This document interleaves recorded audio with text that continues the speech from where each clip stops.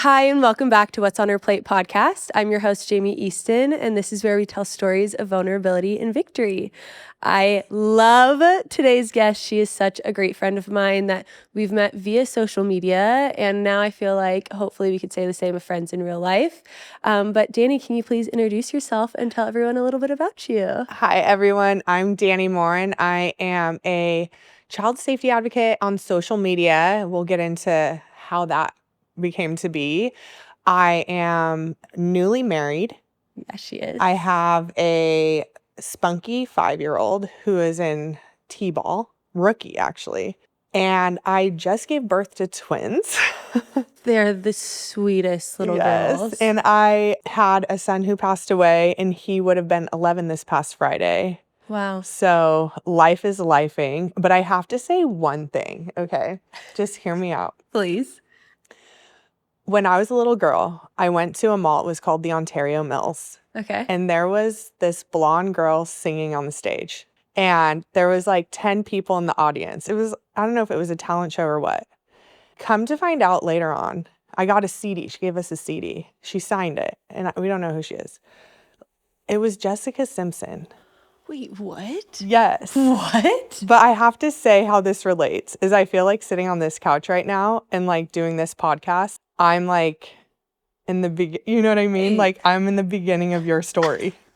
Dude, that is crazy. Of like your Jessica Simpson story. I am like honored and blushing. I have like the craziest feeling that like people will go back in like earlier episodes and I could tell people I'm like, I'm way back in there in the archives, but I'm an OG. Yeah, I was one of the OGs like in the archive. But at the time I'm sitting there and I'm like, oh, I like this bebop and music. This is cool stuff, you know? And then a couple years later, I'm like, wait, that was Jessica Simpson. I have her album. I still have it to this day.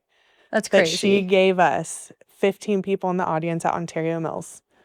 Girl, it's a gift. You have like something about like meeting people in the beginning. Yeah. So I received come onto my podcast and gassing me up. I'm like, wait, this is supposed to be the opposite. So that's why I feel like this is like such a big deal for me because I'm like, I just know you. And this is what I always have to say. No matter what, if you are like clear-minded, your soul is clean, there's nothing in your tracks. Like you're going to get to where you want to go. So you know what I mean? Oh, just like no matter what. I no longer worry about like, well, what if I, lose a job or what if I don't have this or what if I don't have this? And I'm like, no, I'm clear-minded. I'm doing the best I can to be a good person. Like I'm going to get to go where I need to go. Yeah. So just know that. So just keep chugging along. This is something I've like fangirled over Dani. Like we actually ended up meeting. We fangirl over each other. Which I also stalk her life every time, that's my highest performing reel at the moment is when I'm like looking at you. Well, the Venn diagram was real because I had so many people being like, oh, wait, you guys know each other. But like outside of like TikTok, Mom Walk Collective stuff, like other people that like, even I think it's like someone that goes to your hair salon that like knows me or something like that. It was like all this random stuff. And that's why I said the Venn diagram was like, it's venning. Which is like even to say, I've met so many of the most amazing people on social media. I know we'll kind of get into that talk a little bit and stuff, but a lot of what people like see on social media usually is they're like in a niche or they are presenting a business or they're vlogging their life and all of that, where it's very rare that you end up seeing then those relationships outside of social media and stuff. And so even just to like honor you and everything you do, who you are online is one of my favorite people because it's honest, it's real, and like there's such an authenticity of even in your reviews of just reviewing baby products and sharing your life's family, like your family life and everything, you're even better. Like I love you more even once I met you in person because I'm like, oh my gosh, like the authenticity that you walk with in the just like, this is life, this is who I am, and who you are is incredible. Are we gonna cry? I just like to give you, like, I mutually have to affirm you because I'm so inspired by your life and even now seeing it offline as well. How you carry yourself and everything is so unique and special because it's real. And I think like, I know you through the mom space. That's how we met. We met because we both were doing stuff in the family mom area. I think we met at like a Prego Expo We met for the first time actually at your Love Shack Fancy. Yes. So we knew of Yes. each other, but Yeah. that was the first time we met in person, I believe. I think you're right. Yes. And then I think I've been seeing you then we run into each other at all the events everywhere. Yes. And stuff, which is really fun. How did you get into the mom space? Did you always want to be a mom? Like, what's your journey into motherhood? It's such a funny question because I actually never saw myself being a mom. I always was in like corporate America. I worked at the time, I was like working at a really high-end wine company. And so I was selling wine. I was living in Newport. I was on yachts. And I just saw myself like eventually I was going to move to New York and like live in a high rise. And like that was just going to be my life as this like boss babe, And it's so funny because then I fell pregnant from a one night stand and humility hit me. I had to walk through that. It was a whole thing. And, you never want to let your family down or your parents down. I didn't want to have to tell my mom. It was this whole thing. But the best thing to come of it was I learned very quickly the second maybe 1 week into finding out I was pregnant and getting over the shock that I could not wait to have this baby. Wow. I felt like this yearning to protect him. I started deep diving into baby products. So this is nothing new, the baby products. I've been doing the baby product thing. I used to have a blog actually. It was called To Be Continued TWO. Because it was just like me and my son, but eventually I was going to add on a husband or something. And I would take pictures of myself and talk about baby products. Was this also before the Amazon reviewer era? Oh yeah, and there was Instagram, no linking. Yeah. It was just me telling my thoughts, sharing stories of the biggest blowout of my life and how I hosed my son off on the grass. It's so good. Funny things like that I would write about and I would blog. And so it was a really special little thing that I did. So it's funny now because I'm I've always had this in me. Just that was 11 years ago, 2015. And I just learned really quickly, my sole purpose on this earth is to be a mother. Wow. And it was immediately I found out I was pregnant. And for me, I always knew in my mind if anything happened where I fell pregnant, I already know my answer. And so I actually was celibate for quite a long time in my life. I bloomed later than my friends, but also the one night stands. So you know what I mean?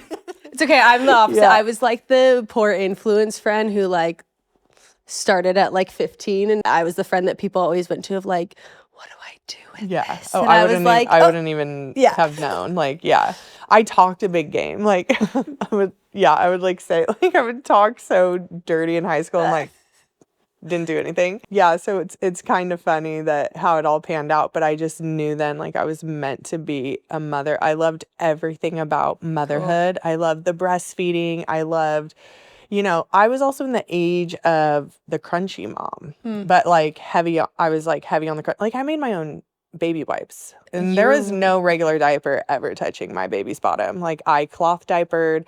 Moms like that, I have so much respect for on the amount of extra thought process, brain power. It was crazy though, because there was so impressive to me. It's so crazy because even the cloth diapers, I've done some studies since, and now the diapers that we have, they're so similar to cloth diapers. Yeah. You know what I mean? Where I was why did I? Okay, whatever. But it was a time, and I was part of that, heavy on the on the crunchy, which didn't lead me down the best path. Before we kind of move on to the next one, I want to wonder how many women, whether it's a one night stand, whether it was not a talked about conversation with their partner, or whatever it may look like, and they're looking at the test, what was that internal dialogue? And then can you share what the internal dialogue came within from the week when you're oh, I'm so excited. I know I'm supposed to be a mom. That's deep. Because I feel a lot of people, you're so free. That's what I love, about you and you being able to tell your story.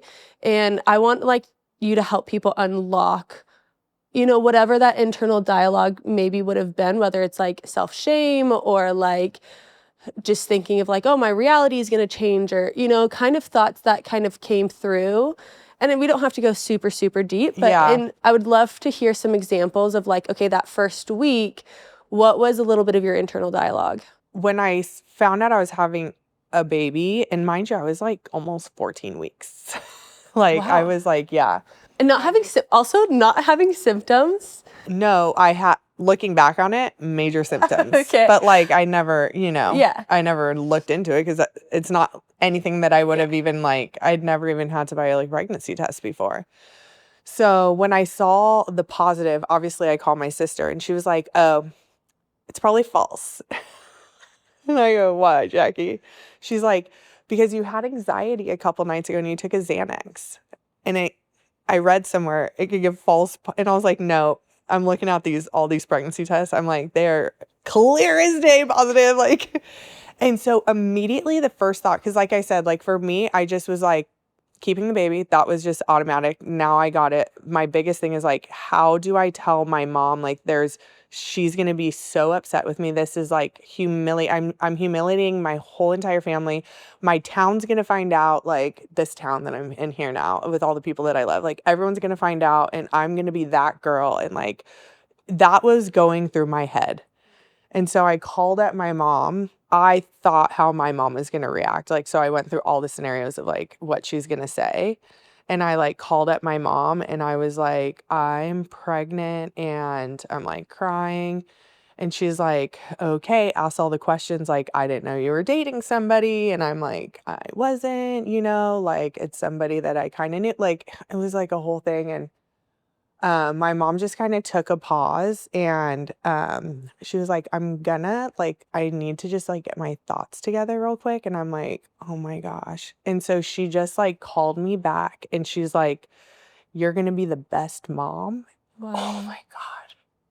She's because it's just like you don't. And I think this is why, like, if a lot of women knew like how their parents would react, like I want my girls to know, like, I will not, life happens and like there's reasons for it that you'll never know. And I'm not going to be upset if you ever have to tell me anything. But I didn't know how she would have reacted. But she was like, you're going to be the best mom. And we're just going to pull up our bootstraps. We're going to do this together. We're going to raise this baby. And you're just going to be the best mom. Like I already know. And then immediately, like, I felt like this inner peace. Like I literally like got into my car and I was like, I need to drive to my mom's house right now. Like, which she lived here. So I was like in Newport. I was like, I felt the need of like, I need to hug my mom. Wow. Cause I was like, nobody knew. But I was like, at least I have one person on my side. You know what I mean? So beautiful. So I like, yeah. So, and then of course, like while I'm on my way, she's like, okay, I'm headed to the store. Let's get some prenatals and like, blah, blah, blah, blah. Like, what do you need? Like, And so she went into like grandma mode. She went into like protector mode. She went the logistics of it all. Like she went into that. I just was not expecting that. Now on the opposite end, maybe 10 weeks later, maybe I was around like 25 weeks or so, I announced my pregnancy on Instagram. And so I was like holding a little pumpkin and I was like, little pumpkin, like coming soon or something. Yeah, something cute. And I was met with like the opposite of like, this has to be a joke. Like, there's no way she would like go through with something like this. Like, this, Dani, this is the craziest thing you've done yet. Like, this is a joke, right? Like, you shouldn't be joking about pregnancy. Like, just because you see a small pumpkin like and I was like, no, I'm like really pregnant, And then people started coming on, like a few friends that I had told, like, so glad the secret's out, Yeah. And so I was met with the opposite of like kind of shame and joking and like, this is joke, which it was like not a joke to me. But I guess as being the jokester my whole life, like people thought like, okay, I would go to a pumpkin patch, find a small, and then do a pregnancy announcement. I don't know. Which is crazy now, like, being a mom and being like, I could never joke about being pregnant. Which it sounds like you're like, I wouldn't have either. So it was just crazy that people thought that I would have even been capable of something like that. But, my mom was my rock in that whole situation because I remember at the time it was Babies R Us. You scan the items. Yeah. And so we went to Babies R Us and I was like, I walked in, I was like overwhelmed. There's like 500 bottles. This whole experience at Babies R Us kind of got me into what I do now too. Cause I was like, the overwhelm, right? Like, what do you go off like aesthetic first and then you're like, I don't know if that's a kind of a theme in my story too is like I always want to do what's like best for my kids, and I'm like so scared to make like the wrong choice. And it's like, do you just choose something? And so it was the bottles, and like I was like, I'm overwhelmed. So we walk outside, and I was like, I don't even feel worthy of like making a baby registry. You know, like it was like so hard for me because I was like, people that get pregnant the way that I do, like we don't deserve baby registries. Like that's for like husband and wives to go in and like make a baby registry. So my mom talked to me, and she was like, this is for this baby, and he is worthy, and you're worthy, and we're going in there and we're getting him like the best shit in there, you know? And I'm like, with what money? Like, you know, and I'm like, yeah, which was a whole thing where like, and Babies R Us, and we're adding things up, and what if I do formula, and what if I do this, and adding up all the things. And my mom's like, I hate to break it to you, but you're probably not going to be living in Newport much longer. Like a week later, I moved home because I was like, once you're adding everything up, you know? So she was really like my rock through the whole thing. My son Deacon was born, and my mom was just, they were best buds. You know, I was scared to give him a bath. I didn't know how to parent. Well, I like resonate to so much of this. Coming into motherhood, not how you expected, to my mom very similarly. Like I got pregnant with, at the time was my husband, but 7 months in, I left. I'm the one, something had happened that was basically my wake up call of I cannot raise a kid in this house. Like there's no way. And my mom came on a Thursday. It was a February 17th, and we grabbed everything from the house, and I moved into hers. And she was like, we're doing this. We're raising this baby. Like, I'm in your corner. What more do you need? That's essentially how all of my stuff kind of came to be, because at the time I was just sharing stuff online and was prepping for things where like we found out about like the padsicle stuff. Like my mom was like helping me prepare for postpartum, and she was like, it's gonna be rough down there.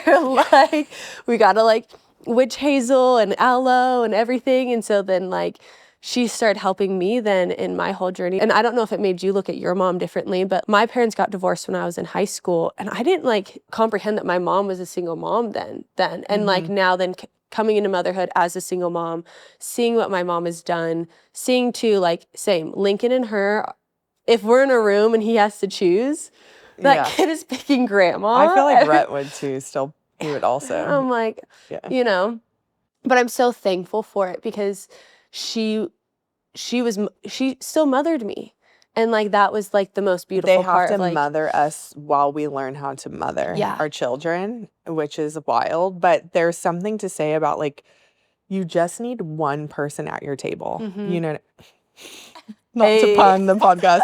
You just need one person to sit with you at that dinner table. You know what I mean? Just like one person. Like, I don't think we need to have these large gatherings all the time in certain seasons of our life, but we need to have one person. And so for me, knowing like at least I have this one person, no matter what anybody else thinks, like I have this one person who's like down for me right now in the season. Yeah. What a gift that it got to be your mom. Yeah. And, you know, someone to hold you like so closely in that season. I kind of want to know, like, I know I paused you there on like going forward, but would love to like jump in more to the main course, more on what this season now looks like. And so can you kind of bring us up to date from not thinking you're going to be a mom, falling pregnant, understanding it's so much of your purpose and calling, now, you know, having a whole platform that women look to you as that one person of inspiration. Can you like bring us up to date a little bit on like how then you kind of got here? Yeah, so I will give a little trigger warning because I feel like there's a lot of like new moms out there that might listen to this. Like I'm going to mention child loss, but my son Deacon, he brought our family so close. I will say somehow my sister graduated college. She needed somewhere to come live. My brother was like starting a new job. He needed somewhere to come live. So now we have my whole family I grew up with and this little boy in one house. How he probably for his was whole life thriving. Yeah. And I look at it now, like the girls turned 6 months old today, and I'm like, are we or last week I'm like, are we sure? And it's been 6 months, but I remember with Deacon, like he was with us for 18 months, but it seemed like 5 or 6 years. Wow. You know, so it was really special. But he was killed at his childcare from a Baltic amber teething necklace. Again, I was in the crunchy cult. Everybody had one at the time. We didn't know what we know now about the teething necklaces. there was mistakes made in me choosing a childcare. Like there's a lot of guilt that I still feel about like one, the necklace, two, the childcare. And it goes back to that theme of like, we all just want to do the best thing for our kids. And like, I screwed up making some decisions, you know? Now the necklace, we were sold a defective necklace. I was gifted a defective necklace that was sold to someone that gave it to me at my baby shower. And everybody had one. It was like the badge of honor and the crunchy colt. Like everybody had one. Like I just didn't think what would happen happened. And there's two things that happened. The daycare was negligent and the necklace. But that shook my whole world. Like Absolutely. there for me, I would never be, I still am never the same. But I'm like, at the time, I will never come out of this. There's never going to be a day. And it's as if like that happened. So imagine you're like walking on the beach and then suddenly like that happens and it's just stormy. And like your head is in a stormy cloud, but your body is walking amongst the sun with everybody else. But like your head is in a stormy cloud. Like you're trying to get out of it and you can't. It's just this dark cloud 24/7. You're just walking through life with everybody else. And for you, it's darkness 24/7. And there was court cases and there was the funeral and all these logistics that were going on with it. So I always tell people like, sometimes not when I played the victim, but there would be times where I'm like, people would be like, oh, well, how'd you get here or whatever? And I'm like, well, my son died. And it's really easy to be like, well, I lost a child. But what people don't understand is like, losing the child was like the nucleus. Then there was like everything that happened around that, right? I lost friends because I was like psychotic. I lost friends. I started drinking. I started adding in substances to like fix what was going on. Like I did not want to be who I was, and like those things were fixing it. And I was doing bad at my job. There was the court cases. There was all these things that were going on. But like it was just easier for me to be like, well, I'm struggling right now because like my son died. I'm so curious, and you're kind of alluding to it, and maybe you can speak to it or maybe not. Was that kind of just like a tipping point to like other things you were experiencing that like kind of brought up in your life? Or do you feel like that one moment obviously carried a ton of weight to drastically change your life in an instant? But like as you kind of mentioned into like drinking and adding other aspects in, as you started to kind of go through that process, was it like, I just don't want to be here, or am I also feeling all of these things from my upbringing, and now was just kind of the topping on the cake? Well, for me, like I would never be someone who would like commit suicide. Like I would never do that to my family.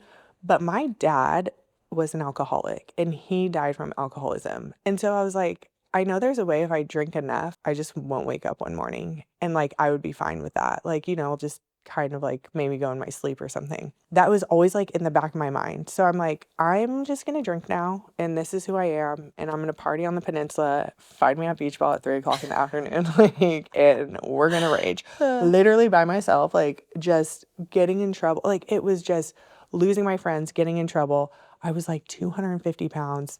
It was just like, you looked at me and it was just like, she's sick, right? And finally, like one day I woke up, I was in Vegas, a lot longer than I should have been, like 5 days in Vegas. And I woke up in Vegas and I couldn't tell you if it was 6 a.m. or 6 at night. I was also wearing a Halloween costume and it was November 2nd. So I was like, 48 hours had gone by.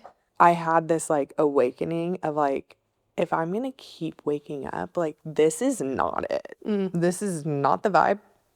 This is like, because I keep waking up. So like God wants me here for whatever reason, because I'm like, why not with my kid? But like, he wants me here for whatever reason. And I called my mom and I'm like, Mom, I think I'm an alcoholic. And she didn't say this, but this is what I heard in my mind. No shit, Sherlock. That's what I heard. But it's crazy because I think everyone was like, it's almost like everyone knew except for me. And so I was like, I need to get into a rehab facility like tomorrow.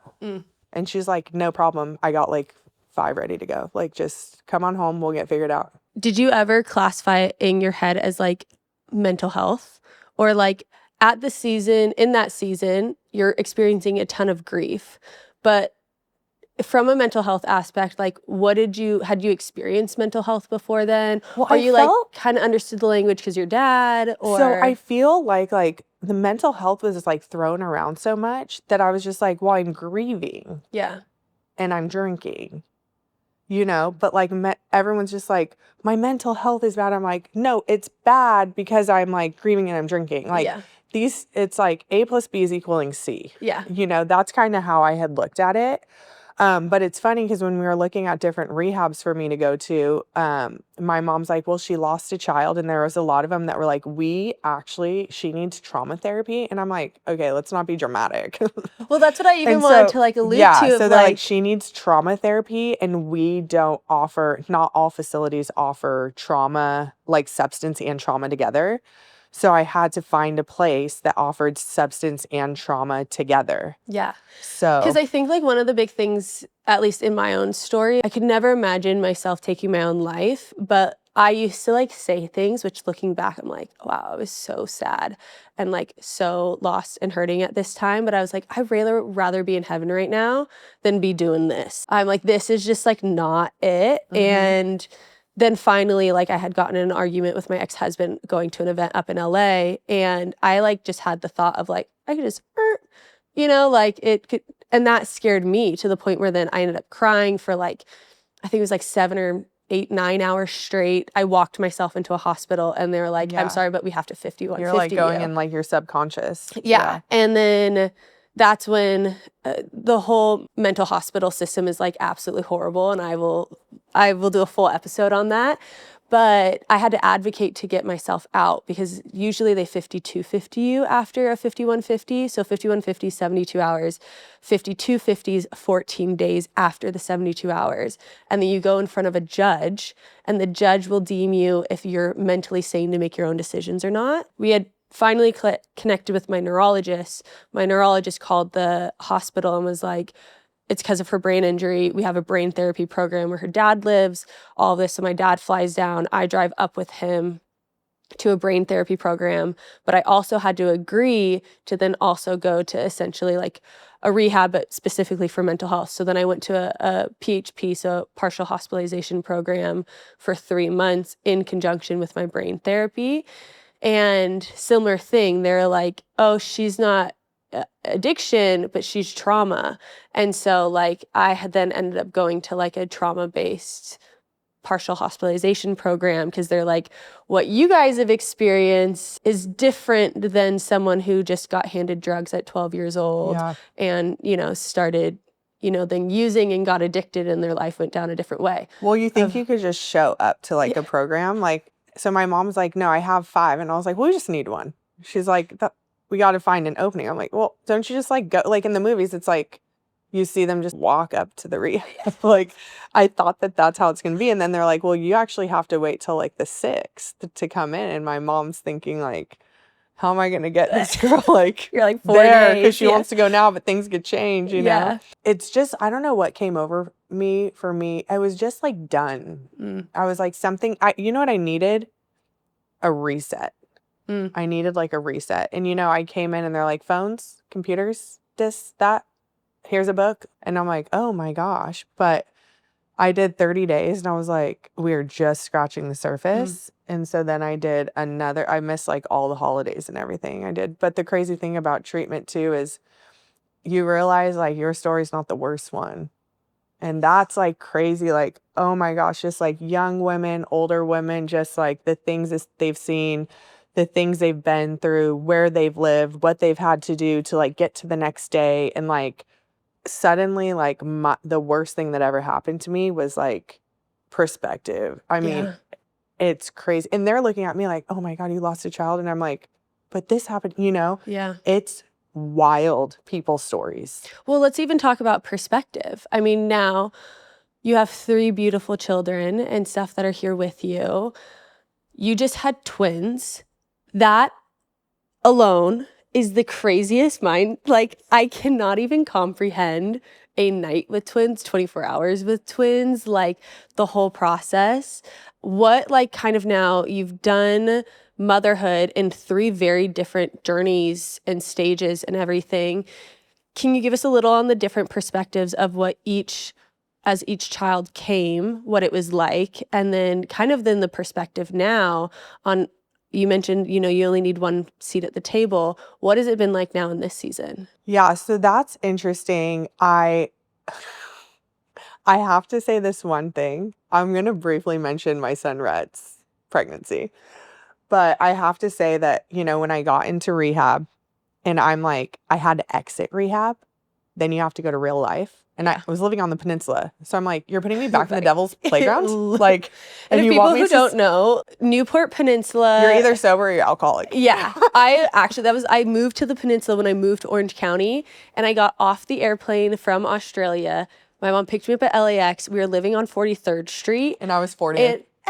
Really? Yes. Wait, 1,000% we were neighbors. But I go to my mom, I go, it smells like a brewery here. Walking the peninsula. Oh, I love like it. it was 4th of July. Sometimes I get there, like, especially in July, and I'm like, home. But to give people context who've never been to... It's called the devil's playground. Yeah. Like, because you're either like super Christian and you're there at the beach and you're running and you're like loving the sun, or you're like there at beach ball, like just like so funny because it's down in a bottle of Jägermeister. That Yeah, no, but I got out of treatment and I ended up back at my house. They make my mom go there, scrub the house of anything that could be anything, and who knows what she found. She never mentioned anything to me. She just was like, And then I'm like, how do I get another day sober? Like, how do I go back to work? How do I find new friends? So I had started praying to God, just like, God, today, just put my foot in the next indicated step. Like, what's the next thing for me to do? And make it super, super loud. So good. And so things started happening and I would meet people and it would be like, so for instance, friendships. I would sit down with someone and I would be like, oh my gosh, the value that I got from that person that I believe I also gave to them. This is a friendship. Like, that was very loud. Like, Wow. There wasn't a time where I'm like, what time? Like, we got to go. So that was like the first thing. I started realizing relationships, the quality of conversation was very important to me. And then with jobs, like, I got rep of the year at my job. I just like all these things. Like, then TikTok came and I went to school for video editing. So I was like, oh my God, I could edit a 1 minute. So then me and my mom were driving one day and she's like, you're just doing so good. Like, I'm so proud of you. I had just hit a year of sobriety. She's like, you're doing literally so good. Like, I know your whole purpose in life is to be a mom. And I just like, I wish there's like one of your guy friends, like you could just like get a sperm or something and just become a mom. And I was like, it was very loud. I was like, God, is that you? So I have this conversation with God and I'm like, I'm going to order sperm from the sperm bank. I don't want to play God because I was like the religious thing. I was like, I don't know if this is probably not what you want from, I don't know if it's what you want from me. I was confused on the religious aspect of it. And like, so I was like, and my mom's extremely Catholic.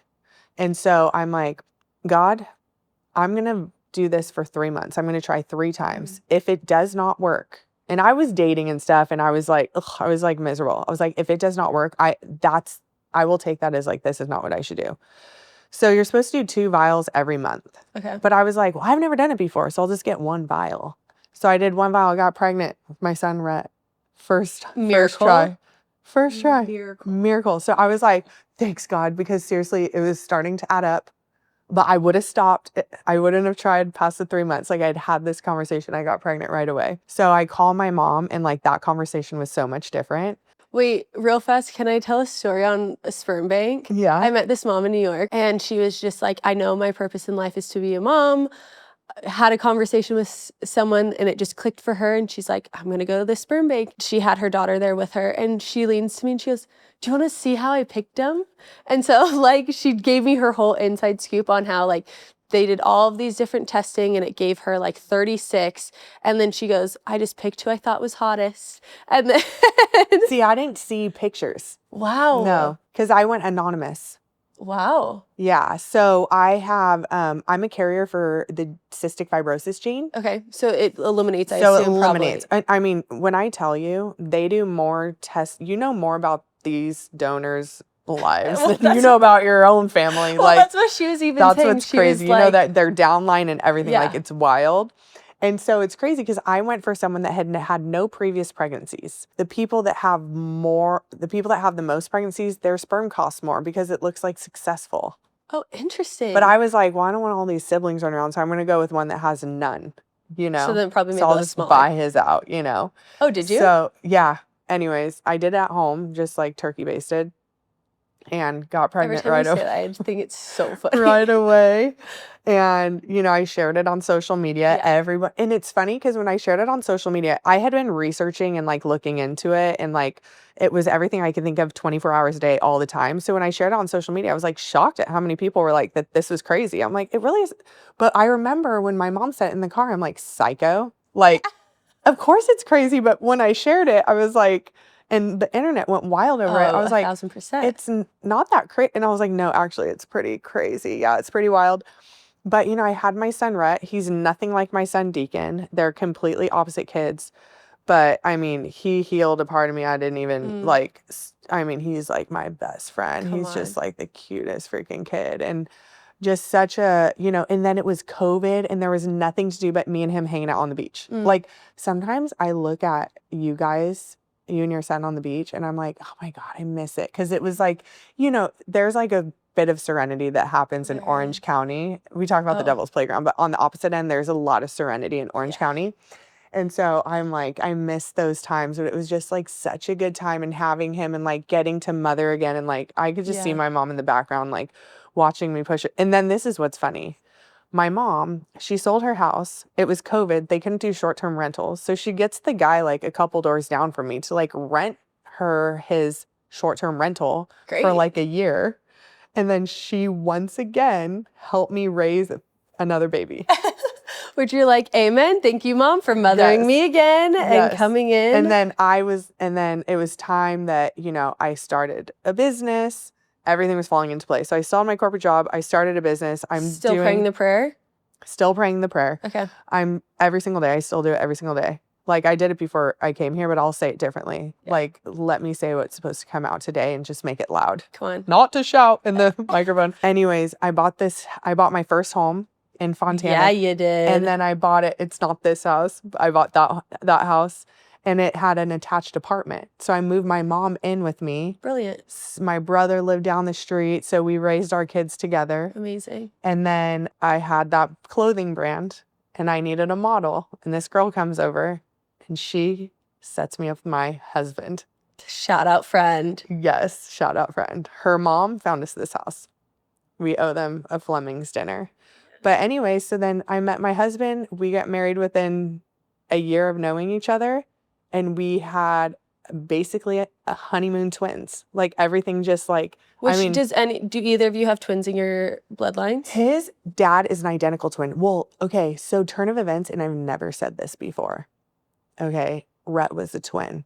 Wow. I had a loss. I think I didn't talk about that with people because I was still very much like grieving Deacon, and it was such a Absolutely. different loss because it was like nothing I really knew about more than a couple weeks, Yeah. you know? So Still, I did, a loss is a loss. and you know, and so I got a box, and then I put the photos in it, and they had photos of the ultrasounds of the two babies and everything, Yeah. and I named the baby Ocean. Beautiful. So, I Thanks don't for know. sharing. Yeah. Because I think that's my first loss actually was twins and stuff. Okay. So I had 2 losses before Lincoln I did and not know that. stuff. Yeah. I'm sorry. Yeah. Thank you. But I think I know women who have a story like yours where baby A survived or baby B Well, survived. apparently it's very common, which I didn't know. So I'm always hesitant when twin moms reach out and they're like, I'm 6 weeks pregnant. Like, you got to tell me all this stuff. And I'm like, hey, I'm like, get to 12 weeks and then like, let's start building your registry, because like with loss, okay, it's not always that. Like, I miss my son dearly. Like, what I would do to like put my finger through his hair, like, oh my God, like what I would do to watch him like kick his soccer ball and do all this stuff. Like, I miss him dearly. I missed the thoughts that I had of the future, those are the worst losses. Yeah. Because you've planned things and now you're robbed of those. But this is what I'm getting at. The doctor was like, just so you know, if you get pregnant again, and I'm thinking, no, like, let's just like keep things in the now, because you're over 30 and statistics and blah, blah, blah. It could be twins. Like literally out of sight, out of mind. Like I'm going through this, like, I don't even care. Out of sight, out of mind. Okay. So I'm super sick in this pregnancy. We just got married. We were like moving in this house. I can't even put like photos on the wall. I'm like so sick. I'm like barfing. Like it's horrible. And Jeremy's like, I wonder if it could be twins. Like when I'm chat GBTing, it says like maybe twins. I love how and he suddenly, checks in with chat. No, suddenly it was like, I'm like, you could see me like popping up in the doctor's office, and the doctor's like, so just so you know. And I was like, whoa. So I'm all, babe, I got to tell you something. It most definitely could be twins. And so we went and got an ultrasound. They're like, well, we found what we were looking for. Blah, blah, blah. Yeah. People like to ask me right now, like, how are you doing right now? And I say, like, I'm completely and utterly overwhelmed with the life of my wildest dreams and everything I've ever prayed for. Say that one more time, because everyone needs to hear that. I'm completely and utterly overwhelmed with the life of my wildest dreams and everything I've ever prayed for. Because when you look at it as a whole, like, yes, like, oh my God, my son's in baseball. I have this beautiful home. I have the hot husband. Like, I have the twins. Like, I have this content creation job career that like kind of fell into place, but was like, I went to school for it, and like, I just never found my fit. Yeah. And I'm like, I have everything that I've ever wanted, and I'm drowning. I'm like drowning, you know what I mean? No, this is so real. Oh gosh. I was just in my mind looking at you being like, I'm still so in awe. Like the things I said at the beginning of this episode, I feel the exact same way now. And then hearing everything on your journey up until now. Also just understanding, like, I think there definitely needs to be like a to be continued to talk so much more about like the now and the reality. I think people always want to know of like, how'd you get into content creation? Tell me how it works. And even I know we were talking before this on how you're evolving your career now with things, but who you are is just so beautiful and so genuine. And hearing this and hearing all the wildest dreams come true, but still drowning, is just why I love you, is because I think what you hold really well is the both and of like two things to be true at the same time. Exactly. Yeah. And so like to continue on like affirming you and just like admiring you, I think I would love to know, can you tell us how you do the both and, whether it's content creation and work and you still have a corporate job and also be a mom? So it's a lot, but we get it done. One thing I learned when I got sober is you have to reteach yourself how to live, you know? So it's like we do Monday things on Monday, we do Tuesday things on Tuesday, and then it's creating like healthy habits. So instead of going and like pouring a glass of wine every night, like maybe it's like, I love like my Pebble Ice and like a nice like sparkling soda, you know, whatever it is. Maybe it's for some people going to the gym. For me, I had started posting on social media. And then, so every single day since April 15th, 2020, I've posted a video 7 days a week. Dude, come on. Because I literally have a fear of like, if I don't post, will I break my habit? Now, once in a while, I won't post to see how I feel. I don't like how I feel. So and sometimes it's just like showing up and saying something. But I have a mission, and I'll never understand why God took my son. But there has been things where I'm like, oh, I could see maybe what his purpose was for me in taking my son, what my purpose was for the time he was on this earth, like what he taught me and how I could help others. So I have this mission that like my mission in life is to help the mom behind me. So this could be like the mom that lost the 18-month-old. This could be the mom that found out she's having twins. This could be the mom that's literally behind me at the grocery store struggling with her toddler. Like physically, emotionally, all the things, like how do I help the mom behind me? So I do a lot of volunteer with the car seat stuff and like the new mom school, and I teach baby safety there. But then I also show up online and I try to help moms, whether it's like finding your next car seat or sharing a grief story or anything like that. Like I try to show up in those ways to just help the mom behind me in honor of my son. That's my mission statement of my life, is to help the mom that comes after me. It's so good. So that's why I show up online. And I just, even if it's, you know, TikTok, sometimes 5 people see it, sometimes 5 million, you never know. But it's like, even if I help 5 people that day with one post, whatever it is, like I feel like I did something in honor of my son. So, I mean, now then the opposite side is like getting into content creation, and you'll know a little bit about this. It's very lonely. So there's like, I learned a lot this year about like parasocial relationships, and a lot of times that those could happen with people that are already actually in your life. So there's parasocial relationships of people online that think that they know you. And then there's parasocial relationships of people that are kind of in your life but stop checking in because they think that they know you from what you share. Dude. So this time, like, having the twins was like wild because like so many less texts, calls, drop-offs. It was like, oh no, she's fine, she just posted a video. Okay, well, I made like 20 videos before the babies were born, so that they were just scheduled. Yeah. But I'm like, people just assume. And so people were like, no, it looks like you're doing great. And I would kind of open up like, oh, I'm struggling. This is the hardest thing I've ever done. I'm the one that teaches moms how to mom, and I'm struggling. Like, I don't know what I'm doing. Like the twin thing, this is so hard. And they're like, no, you look like you're doing good. And I was like, no, it's because my mask looks very similar to my face. This is another one.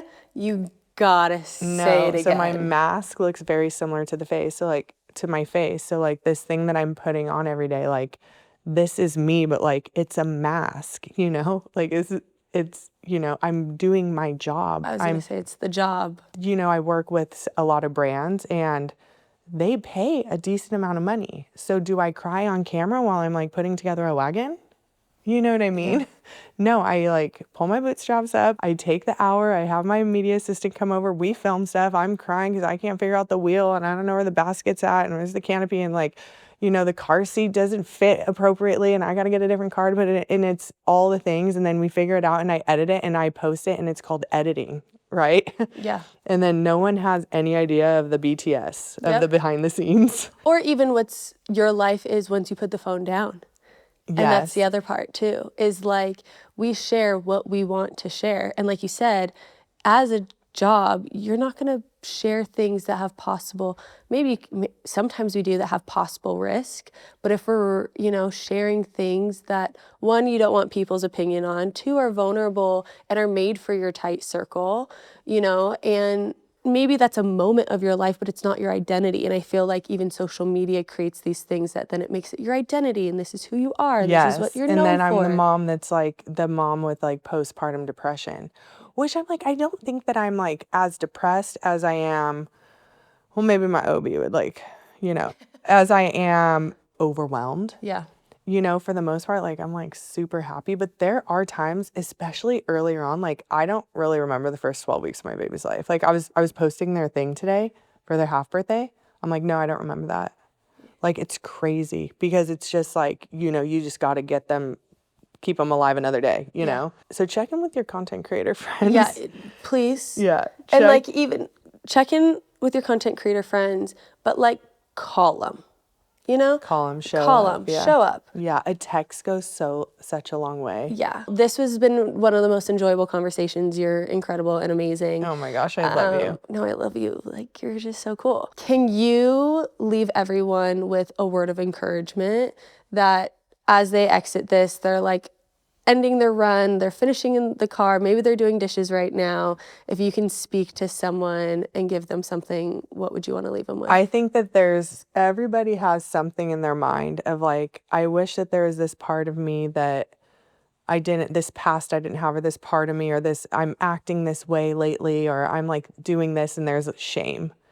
You could always start over. Come on. So how you feel today, you could make the choice that you don't ever have to feel that way ever again in your life. You can say right now, like, I'm no longer going to feel this way, and start over. So maybe that's like alcohol. Like if you're waking up hungover every day, today could have been your last day if you wanted it to, you know? And think about it, you never have to be hungover again. You never have to see like that porcelain toilet ever again. Like, and you could make that decision today that today's the last day of you being sick. You can make the decision today that today's the last day that you're screaming and cussing at your kids. Come on. You know? So you could say today's the last day that I'm this, and look at, sometimes there's relapses, sometimes we fail, but then the next day you can make that decision of never again. That's what's crazy about life. You could start over. We get to. We have that freedom and that ability. It's just like starting. It's just starting. Now maybe I could start going to the gym tomorrow, but probably not. You are the best. Thank you so much. One, for just sharing your life and like giving us a piece of you that is something that is just so beautiful and we all get to experience. And I think one of the things I said on earlier podcasts is like we get to give our story away. And so thank you for giving your story away. Well, thanks for giving me your platform to speak it. It's literally the biggest gift. Can you please plug everything, all the avenues so people can go? I'm Dani Morin on TikTok and Instagram. And if you guys are looking for breastfeeding friendly clothing, I have a breastfeeding friendly clothing line called Zippy Mama. Go find her. Yeah. And how the algorithms work now, I'll just pop up on your screen, so don't even worry about it. And you guys will for sure see her another time. But thank you so much. Yes, of course. Love you guys and see you on the next episode.